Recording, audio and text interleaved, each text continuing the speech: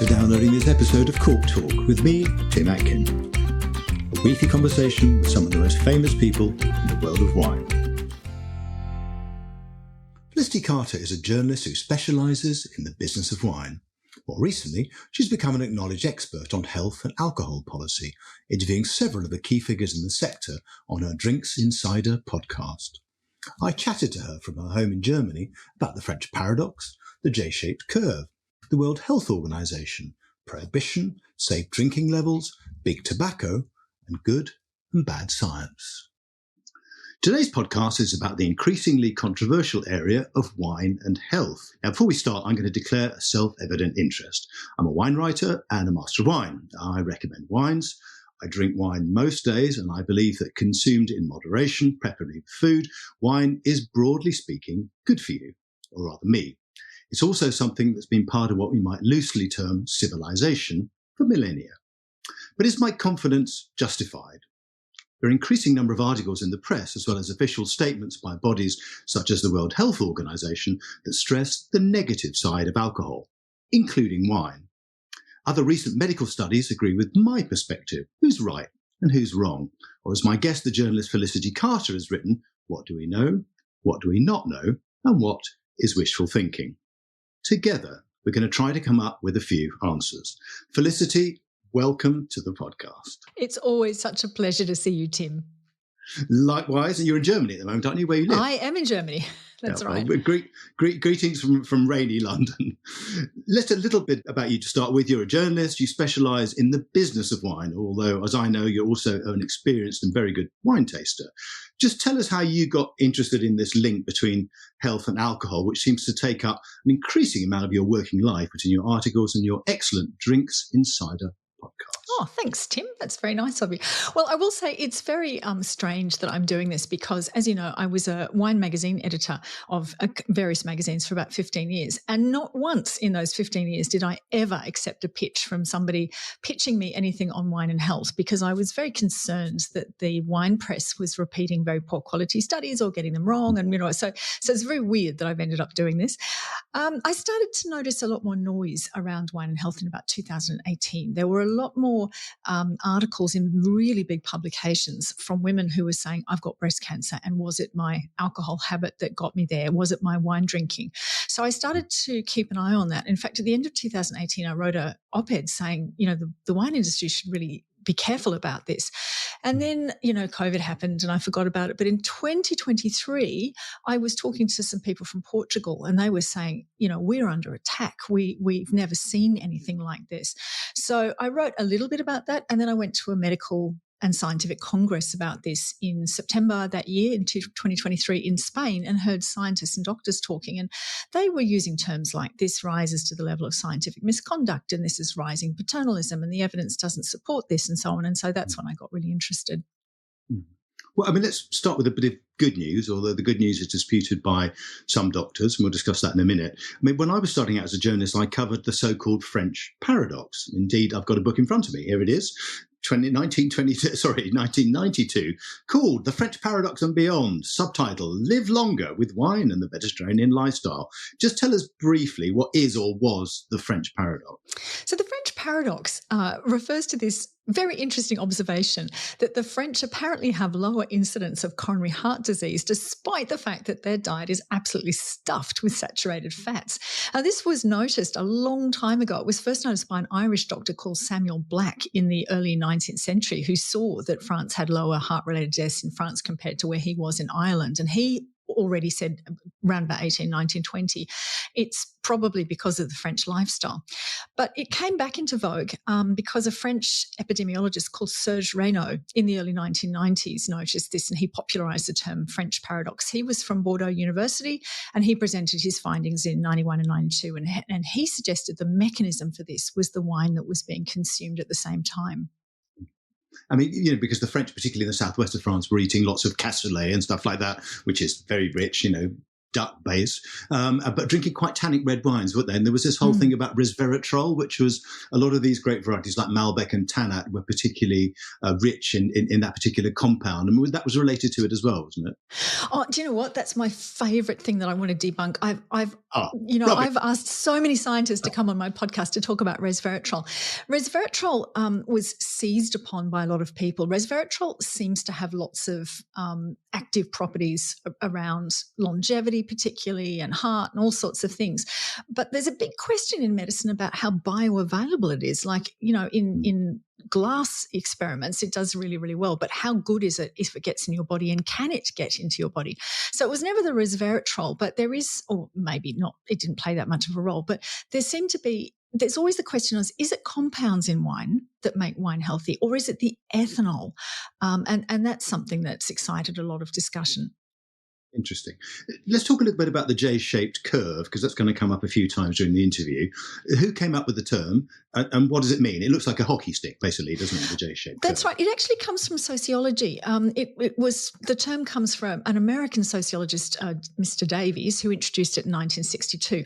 And the J-curve, there's J-curves for lots of things. There's a sleep J-curve that says if you don't get enough sleep, you're going to do worse in life than somebody who gets the right amount. And if you oversleep, the problem's going to happen. So this was put together. There was an observation in 1926 in the middle of Prohibition by a scientist called Raymond Pearl, and he published a book called Alcohol and Longevity, where he said, look, people who are drinking alcohol are living longer than other people. So you can imagine how that went down at the time.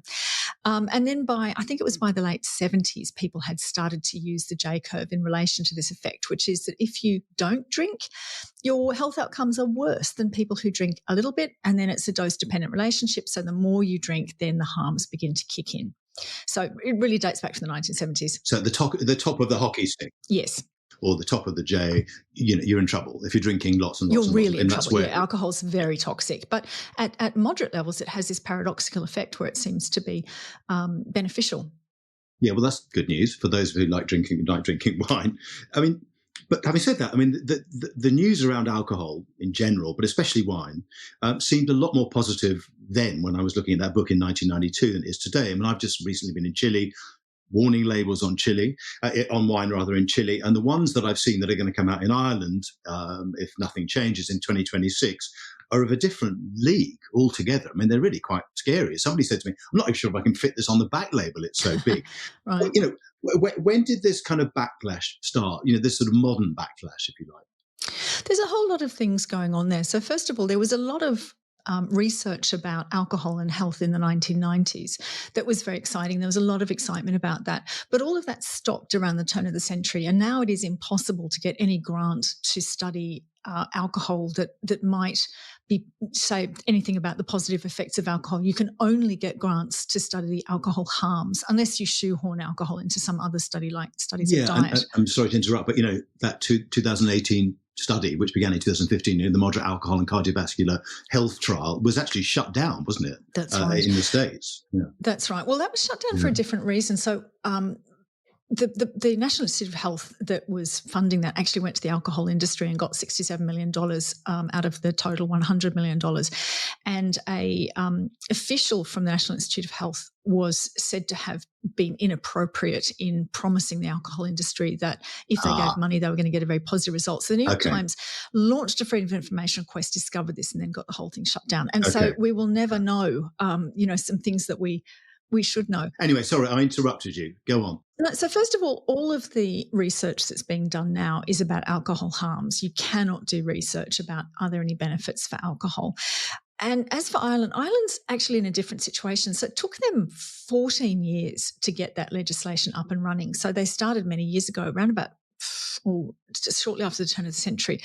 But, Ireland had got a lot richer, especially once it joined the EU, and they had one of the highest binge drinking rates in Europe, and they had a lot of problem with alcohol deaths and public disorder. I looked it up, something like 30% of all people admitted to hospital were admitted because of alcohol harm. So the Irish government said, okay, we have to do something about this. But that was started a long time ago, and because of so many fights about how to do it, it's only now that it's showing up. And the interesting thing is over that period of time is alcohol harms have dropped. across Europe, across Ireland, across the United States, across all countries. So we're seeing much more of an effort around cracking down on alcohol at a time when, except for a couple of exceptions that I'll talk about in a second, have actually dropped.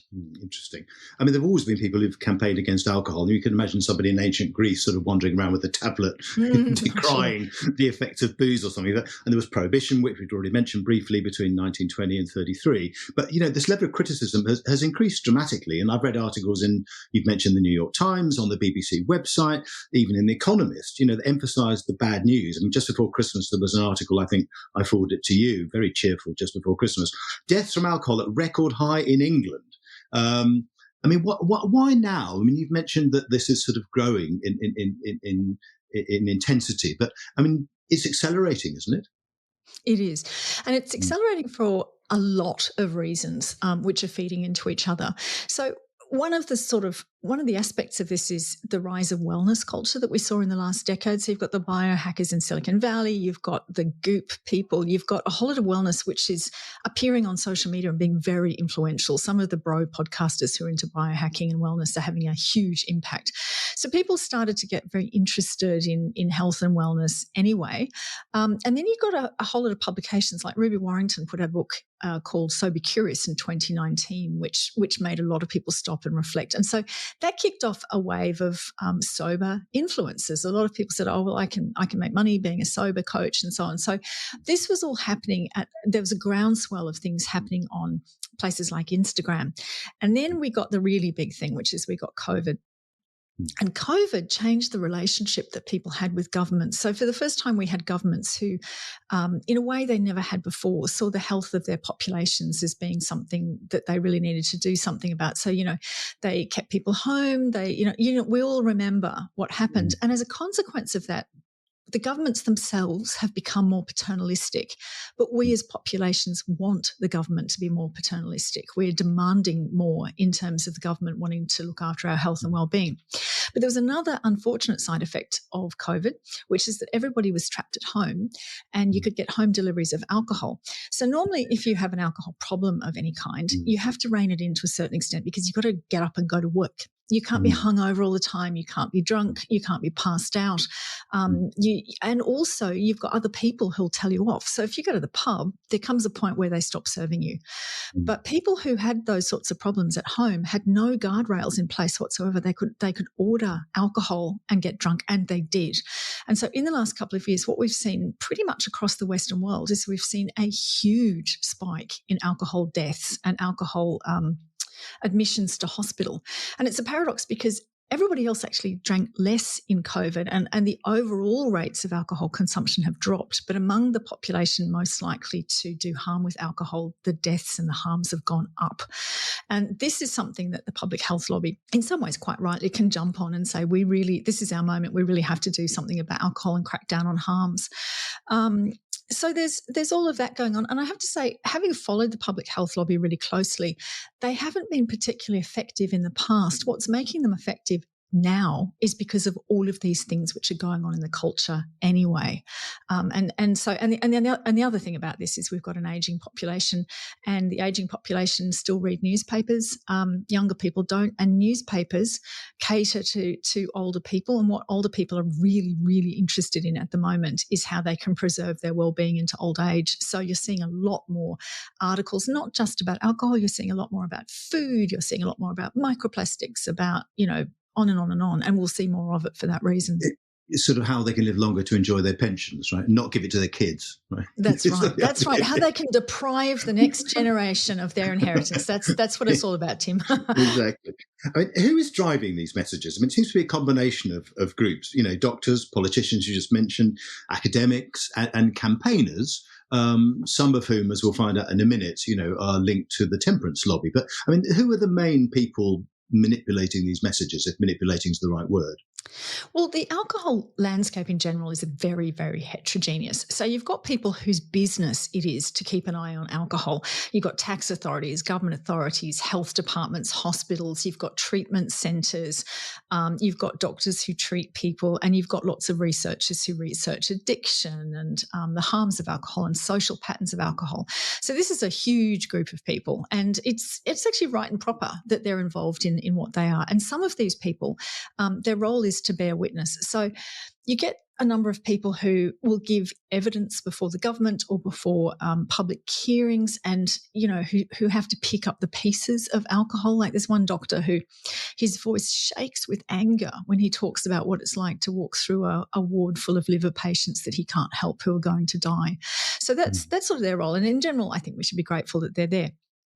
But then there's a second group, and this is the group that I'm very interested in. And this group is made up of three particular groups of people. So first of all, you've got anti-alcohol academics, and this is a small group, and they mostly come out of the English-speaking world.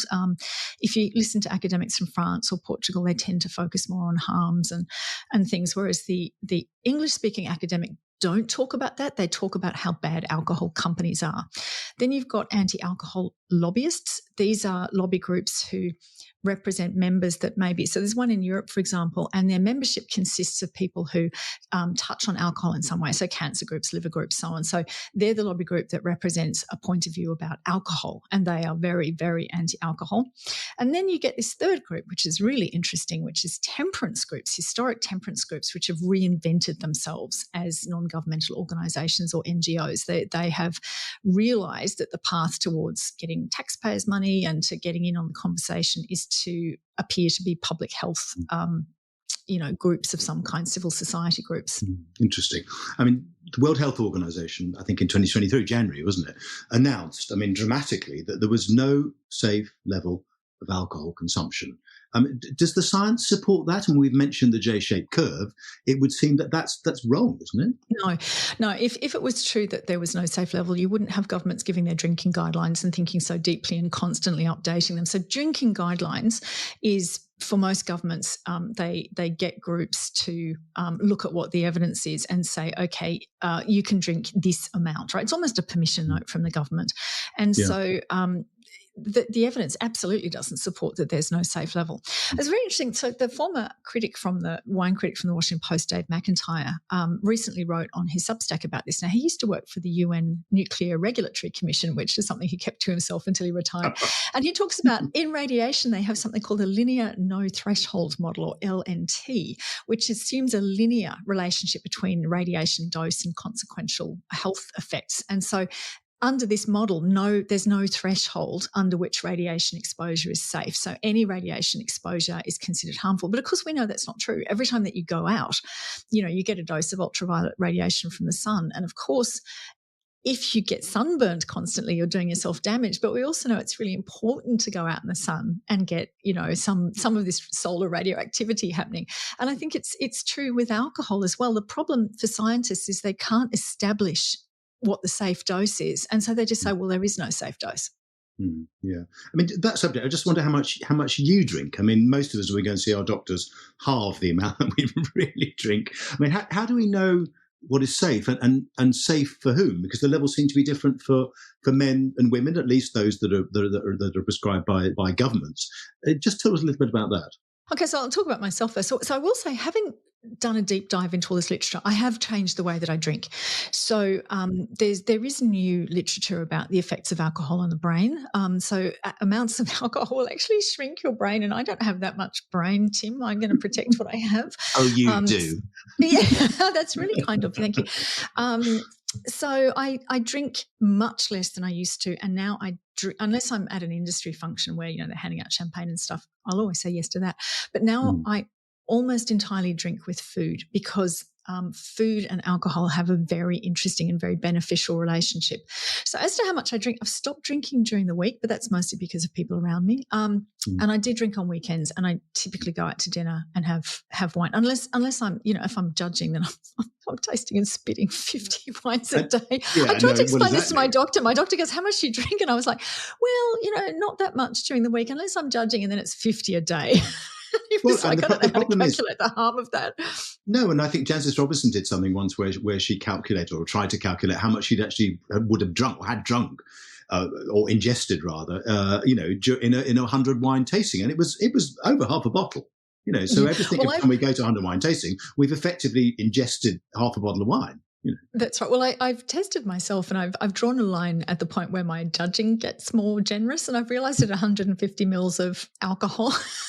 That's when I'll have to mils of wine. That's when the gold medals start playing. That's right.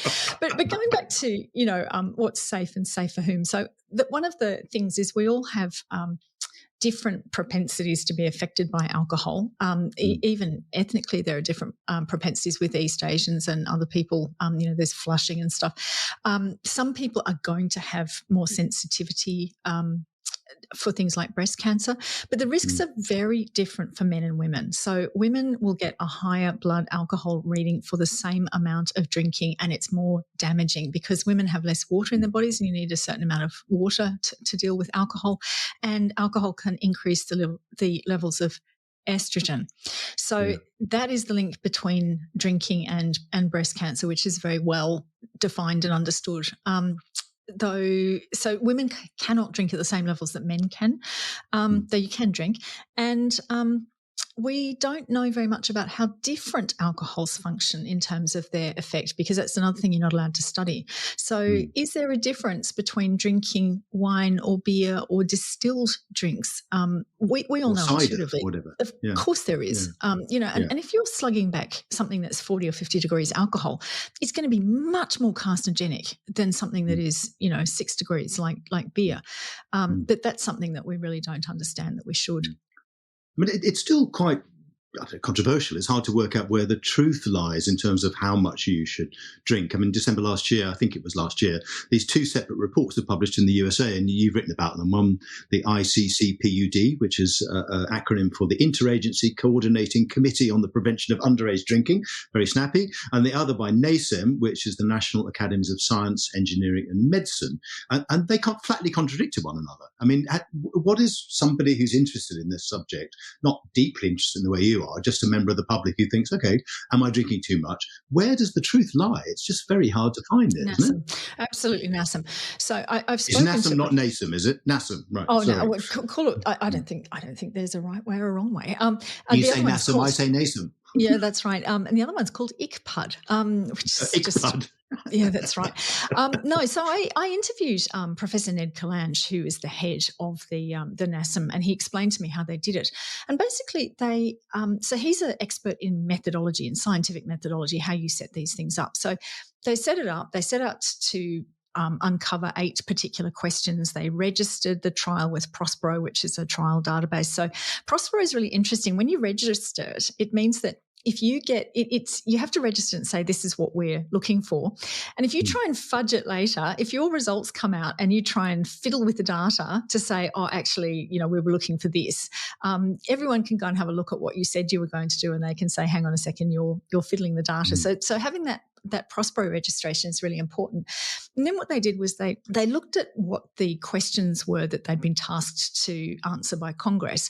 And they said, okay, well, who are the top experts who can answer these questions? And so they went and found 14 scientists. So they got absolute top expertise, and they dealt with all of the questions. But then after they'd written their report, they had another 11 scientists who had to review the report. So this is a very, very robust report. Work, right? It's very, very serious. ICPUD, on the other hand, was 6 particular scientists, and some of them, there are questions over whether they're inherently anti-alcohol.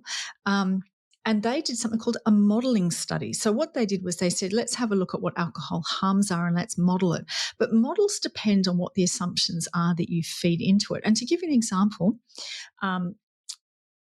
some British people modelled what the likely harms of COVID were going to be, and their assumptions were wildly wrong, and the British government's model for COVID was wildly wrong. Models can be really problematic because they depend on what it is that you're feeding in at the beginning.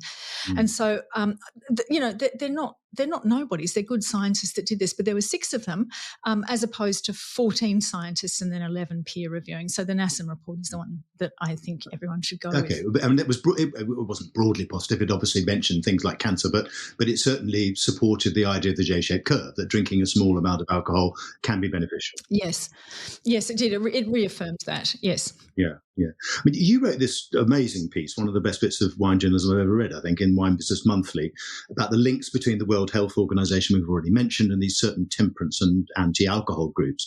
Your findings were quite shocking, were they? I mean, weren't they? I mean, who are these groups and who funds them? Is there kind of dark money behind them, if we can say that on a podcast without libeling somebody? So let me explain who the groups are first. So the groups, the main one is a group called Movendi, which is a temperance group headquartered in Sweden. That used to be called the International Order of Good Templars. They changed their name a few years ago. They also changed their constitution. They were very clearly a temperance group, but they changed their constitution to allow them to become what's called a civil society organisation or an NGO. And they have become a partner of the WHO and have been involved in writing, policy documents for the WHO. They're a group that have a clear anti-alcohol agenda. They've been very clever. They've sort of said, the UN has these things called Sustainability Development Goals. It's got 17 of them. And they've said, look, alcohol intersects with 14 of them. So we're going to become experts in how to help the UN sort out sustainability development goals.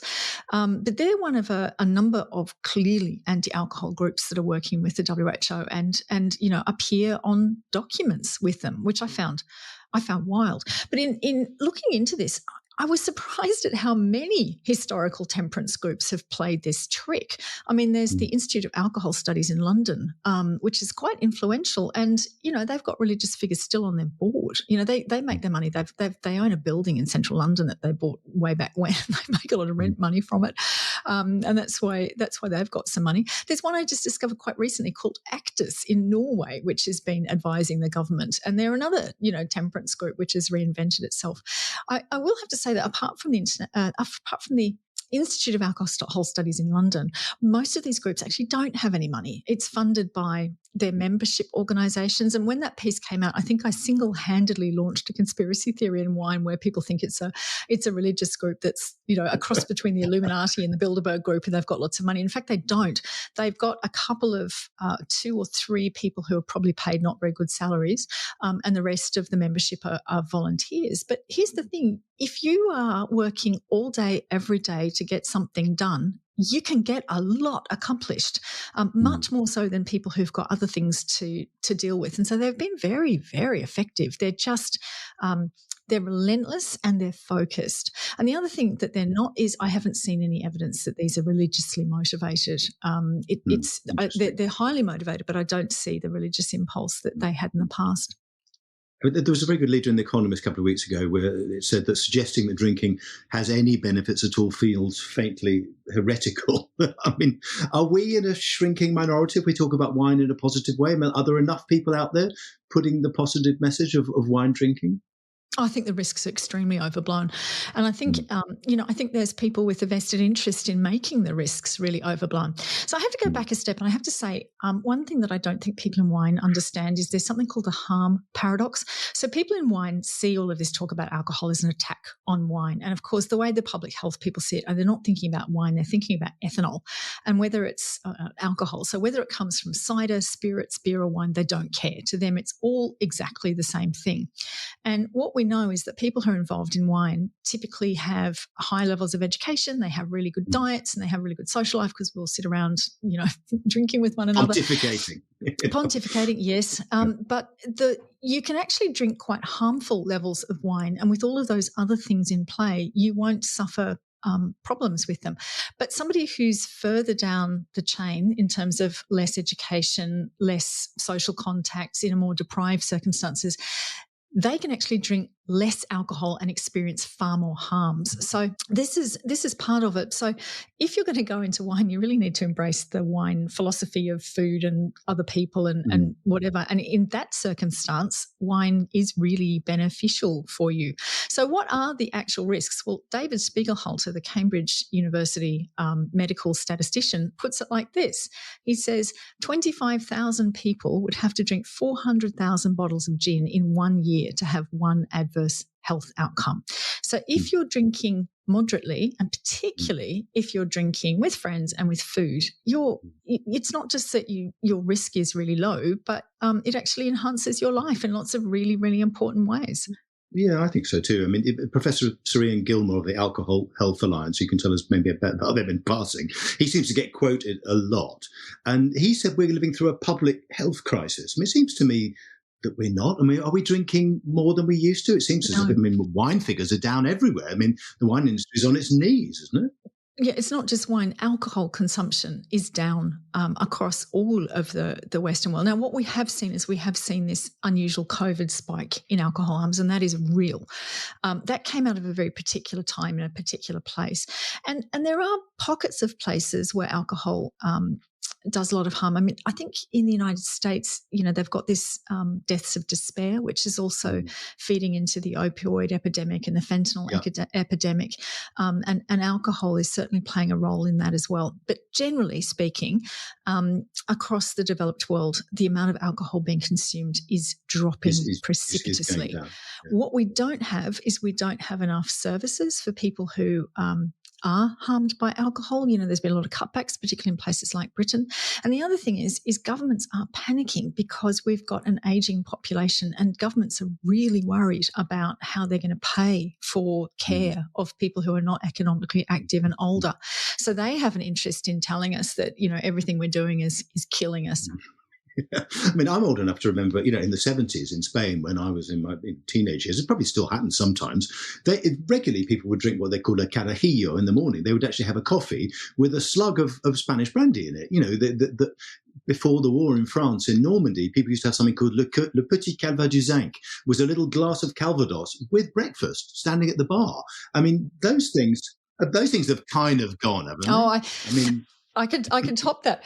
My partner Michael works in aviation, and he went and did a course in Bordeaux, which is where they have, is it Boeing or Airbus, and he was in the canteen and they had alcohol in there, and he was like, "Isn't this a problem?" Because in aviation you're drug and alcohol controlled. He can't drink during the week at all. And they said to him, "No, it's not a problem. Not since we removed all the full bottles from the fridge." He was just like, "What?" You're completely illegal anywhere else. Now, I've mentioned Sir Ian Gilmore, talking people, other people who get quoted a lot. I mean, even more, this guy's almost an industry. I want to ask you about Professor Tim Stockwell, who appeared on Your Drinks Insider podcast. And I thought the interview with him is well worth listening to. It's over an hour long, but I think you really held his feet to the fire in a very nice, polite, Felicity-like way. I tried. Just, who is he? And why is he in the news so much, this guy? So Tim Stockwell is an addiction specialist. That's what he studies. He's not a medical doctor, though. Many, especially the New York Times, always call him Dr. Stockwell, even while everyone else they're interviewing is so-and-so He's PhD. Professor Stockwell, right? He's Professor Stockwell, that's correct. Yeah. And he actually worked in Australia for a while. So back in 2003, I interviewed him for one of the first ever stories I did about wine. I was asked to do a story about wine and health. And in those days, he believed in the J-curve and he was very positive about alcohol, but he's since changed his mind. And what he's done is he's done these so everything that we know about the J-curve comes out of something called observational data. So you go to your doctor, you tell them how much you drink, somebody puts it in a database, and how much you drink is then looked at, how you do over your life. And there's all these longitudinal studies, some come out of the United States. There's something called the UK Biobank data. And so what people do is they take this data, these longitudinal studies, and they say, okay, these people who were drinking this much, what was their sort of life trajectory in terms of illness? And you get this J-curve, which is people who don't drink, do worse than people who drink moderately. So what Tim Stockwell did was he came along, and in 2006 he published a rebuttal of that. He said, look, the these studies do not account for the fact that maybe people who aren't drinking are drinking because they're too sick to drink. Maybe they used to drink and it made them sick, and now they've given up and they're sick quitters. And so this is sort of ruining the whole thing. And then he got soundly criticised by a group called ISFAR, which is the International Scientific Forum on Alcohol Research. Now, as he says quite rightly, many of those people on ISFAR have links in some way to the alcohol industry. Their own research has been funded, or they come out of the Australian Wine Research Institute or something like that. But he's taken those criticisms seriously, and so he redid the paper back in 2013, I think, and then he got criticised again for his methodology, because what he does is he throws out studies that don't really support him, and then he published again in 2023, and then he published again in 2024. So it's this kind of just constant going over and over and over the data, trying to sort of get rid of the J curve. Does he ever do any work? He seems to spend his whole time giving interviews, doesn't he? Yeah, he's a media player. He's a good sport. He'll go and talk to anybody to give him credit. But he's been on a media blitz, and his last paper about there's no such thing as moderate drinking helping your health, just caught fire at a time when people were, like I said, COVID really changed everything. And all of this sober curious stuff was in the atmosphere anyway. So although he'd published multiple times in the past, nothing got the fire hose of engagement like these recent ones. And he's happy to go and talk to anybody. So, and he does. And so he's had huge media attention. And he's been accused, as you said, well, you haven't said, but other people have said, and you've alluded to this, of cherry picking data, basically. Yeah? So he's, say there are 100 studies that support the J-shaped curve, and 2, one of which might be written by him, doesn't. He quotes those 2, yeah? Well, so yes, he's been very criticised. I've been talking to people about this, and an epidemiologist said to me, we tried to reproduce what he did statistically, and it's a black box. We can't see what he's done. And people have said he's thrown out thousands of papers to focus on just 5. So you have to go back to the problem. The problem is that you can cut this data any way you like because it's observational, right? So there's a Chinese group that after he published one of his papers, they published the same data and said, look, the J-curve is there. So what NASM did, what the Americans did was really interesting, is they just chucked it all out. They said, we're only going to look at studies where we have people who never drank to try and remove this sick quitter effect. The sick quitter bit, yeah. Yeah. So what we're going to do is we're just going to sidestep the whole thing. We're going to look at people who drink moderately, people who drink a lot, and people who have never drunk. And the J-curve still popped up. Interesting. Is it just me, or do critics of alcohol, the Tim Stockwells of this world, increasingly liken it to tobacco and the obesity epidemic? Is this deliberate? Seems to me to be deliberate. It is. So one of the things that I discovered is many of the anti-alcohol campaigners, particularly on the academic side, actually came out of tobacco control work. I mean, there was a tobacco tactics tobacco unit at Bath University that's become something called the Spectrum Consortium, which now looks at all kinds of things, not just alcohol. Bond. Yeah, it's very James Bond, that's right. They've had millions and millions of dollars, and they also now look at junk food and all sorts of things. I mean, there was a very famous unit at Johns Hopkins at the Bloomberg School of Health in America called Tobacconomics, and in November they changed their name to the Economics Institute. So I was told this by a researcher from the Centre for Disease Control in America. Now, she used to work on tobacco control, and she said what happened about 10 years ago is that all of the legislative levers had been pulled in the developed world, right? So there was the taxes were high. People started using plain packaging with horrible cancer pictures on them. There wasn't much more that you could legislate and do to stop people smoking. And so if people smoked, there wasn't, without banning the stuff, what could you do? And that was before e-cigarettes and vapes came along. So basically, a lot of the money for tobacco control just dried up, and people began somewhere else. It went somewhere else. And so when you read the literature, what's really interesting is that the people who've then moved on to alcohol or junk food or whatever it is, they've come out of a very particular worldview. So they believe that because none of them have worked in business, right? They tend to be ideologically anti-business and anti-profit. And I think some of them are trapped in amber, right? Because they're all looking at, so in the 1990s, after the tobacco industry was taken to task by Congress in the States after 1994, a lot of documents from inside tobacco companies were released, and there's a big archive of tobacco documents. So the tobacco people tried to escape scrutiny by flooding the Freedom of Information request with everything, every receipt from under the sofa. But what they inadvertently did was give academics this treasure trove to truly understand how the tobacco industries were operating.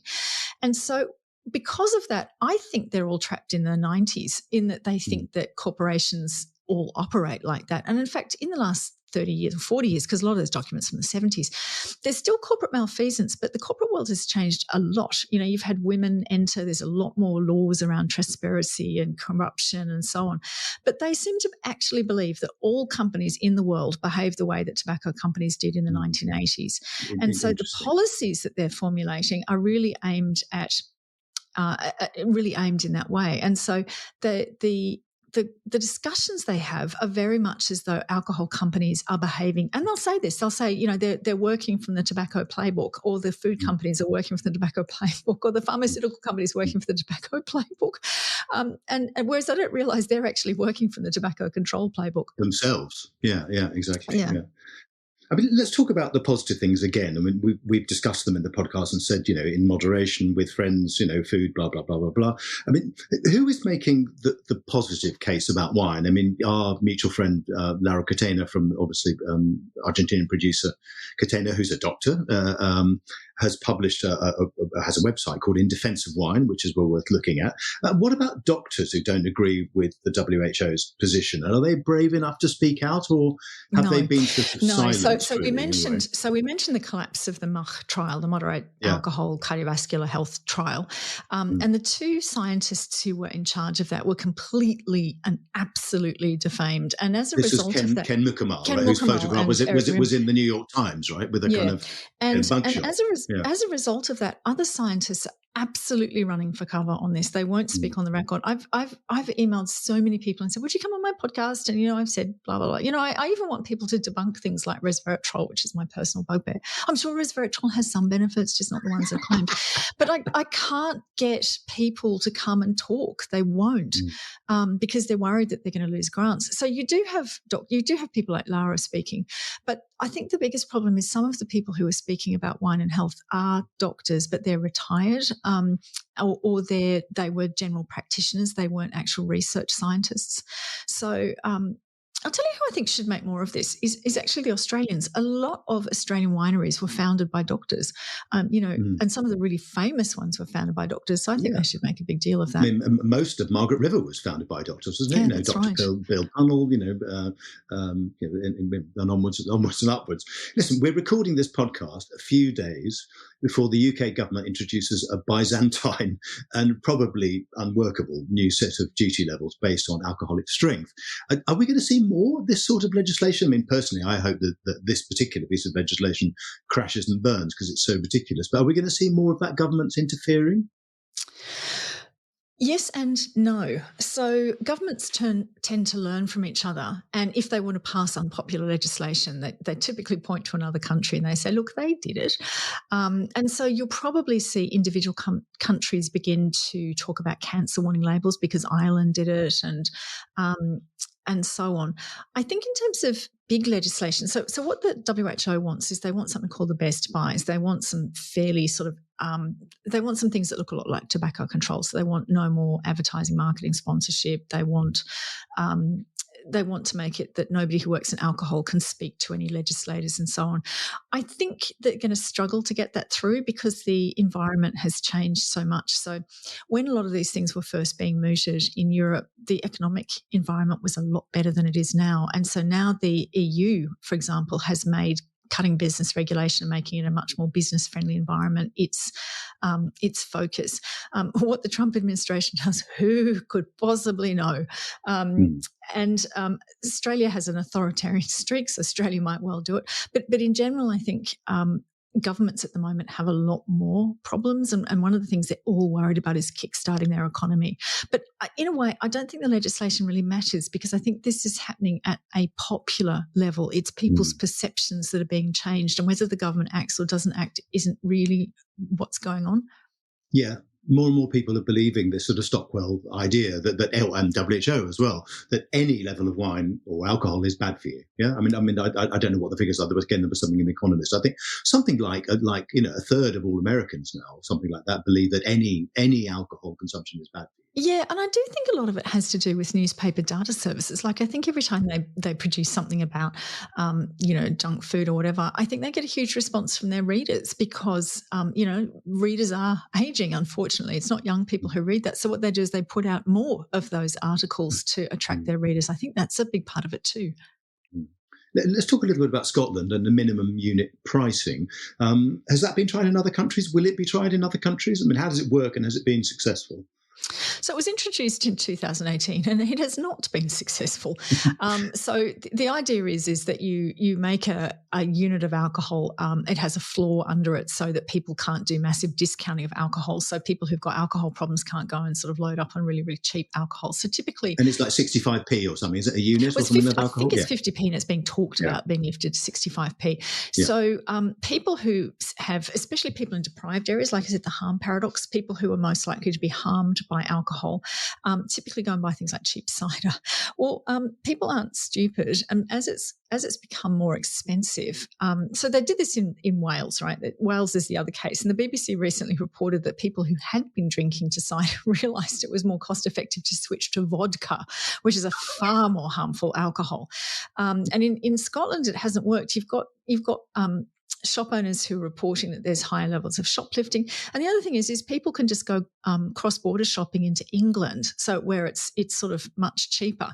So in 2023, Scotland had the highest number of deaths in 15 years, and minimum unit pricing did nothing to stop that. That was a COVID-related problem. And yet in Scotland, it hit its lowest level of alcohol consumption in 2021. Yeah. I mean, how bad is this going to get? Is alcohol being demonised? Could we face another form of prohibition?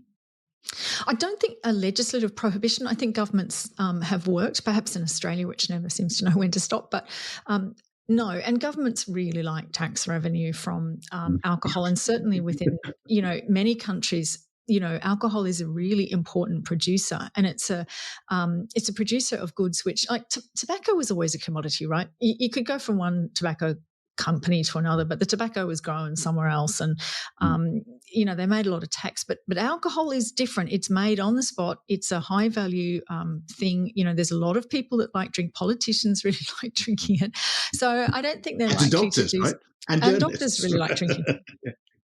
But I think again, what we're seeing is something different, which is that at popular culture level, there's now people listening to the messages, and there's a real backlash to it. So I think a self-imposed bottom-up type of prohibition. Yeah, I mean, it's what Germans call having scissors in your head, in a sense, isn't it? I don't know what the exact expression is in German, but it's self-censorship. I mean, both of us like drinking wine and try to drink it in reasonable moderation. But how should those of us who love wine, who believe in the culture of wine, its role in social situations and all sorts of other things, creativity, I think sometimes at a modest level, how do we fight back? How do we get a positive message out there? Apart from discussing it openly, as we're doing between a couple of friends and talking to somebody in your case who knows a lot about this, how do we get a positive message out there about wine in particular? So there's different levels to this. I'm asked this quite a lot. I think at a policy level, that has to be left to the big groups that are involved in this. I know that, having spoken to many of them, that what they're going to try and do is push back with science. I don't know how effective that's going to be, because the science is really complicated. It's so different for, the differences between men and women, between age levels and so on. I think everybody just has to carry on. They just have to. And what the public health lobby wants more than anything is that they want to use a tactic called denormalisation, which was again used in tobacco, which is to make it socially unacceptable to do something. So you remember with tobacco never got banned. What they did was they just started saying you can't smoke on planes, you can't smoke on trains, you can't, eventually there were little huddles of people at the bottom of office blocks because you couldn't smoke in the office. And I think we're all grateful for that. In an enclosed cube or something. Yeah, that's right. That's right. You get banished. And I think, as somebody who can't stand the smell of smoke, I think that was a great victory for public health. But they now want to apply that. So there's this idea that you stop allowing the thing to be normal. So you can't. So first of all, they kicked it off movies. They kicked it off televisions.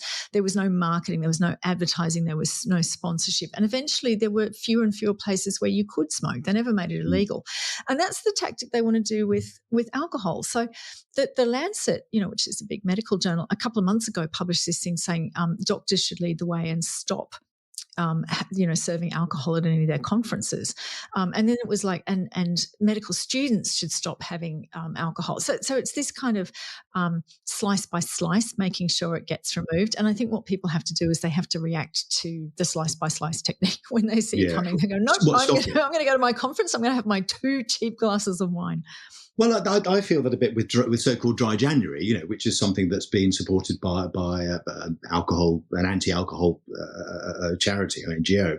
I feel like doing, maybe in January, those of us who love wine should be drinking Magnums or something and sharing them with our friends or something.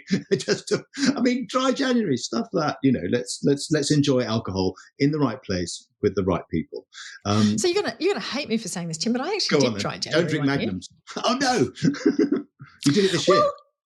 Well, no, I didn't. And I was Tim and I had dinner in London a couple of weeks ago, and when I was in a taxi on the way, the taxi driver said to me, in the period of Dry January, until people fall off the wagon in week 3, we make no money because people aren't going out. So it's having this huge effect on, all these unexpected economic actors. I think it's very dangerous for the alcohol industry to try and go head to head with something that many people see as a good thing. I don't know about the Dry January and the alcohol industry promoting Damp January. I think everybody should just carry on and have a good time themselves and go out and be seen to be doing the right things, which is drinking with friends, with food, and not getting drunk, sort of model good behaviours. I like that. Model good behaviour. Listen, Felicity, always brilliant to catch up with you. Thank you for the enormous depth of work you've put into this. Your Drinks Inside a podcast. Subscribe, everybody. It's absolutely brilliant. How many interviews have you done on there now? It must be you've been over a year, haven't you? About 20. Well, altogether I've done about 29, but I've only had 6 to do with wine and health because, like I said, it's very hard to convince. Even when I go, look, you can be as debunking as you like. They're just like, nope, I'm not talking about this in public.